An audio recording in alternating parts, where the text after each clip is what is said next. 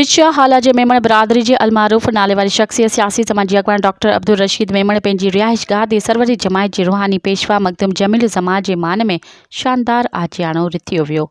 जिते गुलनि जी वर्खा सां भरपूर इस्तक़बाल कयो वियो। सिंध जी सक़ाफ़त अजरकूं ऐं लुंगियूं ओढाई वयूं, जंहिंमें इंजीनियर ज़ुल्करनैन मेमण, अब्दुल सत्तार मेमण, अब्दुल रफ़ीक मेमण, इंजीनियर अब्दुल गफ़ार मेमण, राहिब अली रहीम मेमण, मामा अल्लाह बख्श मेमण समेत ॿिया मौजूद हुआ।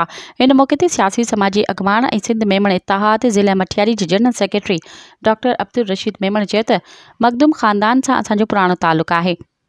पंहिंजे इलाइक़े जे माण्हुनि जा छपर छांव ऐं शफ़ीक रहिया आहिनि। हुन चयो त मखदूम ख़ानदान सां असांजो प्यार ऐं मोहबत वारो रिश्तो आहे, जेको अॼु खां न पर काफ़ी सालनि खां पुराणो प्यार वारो रिश्तो आहे।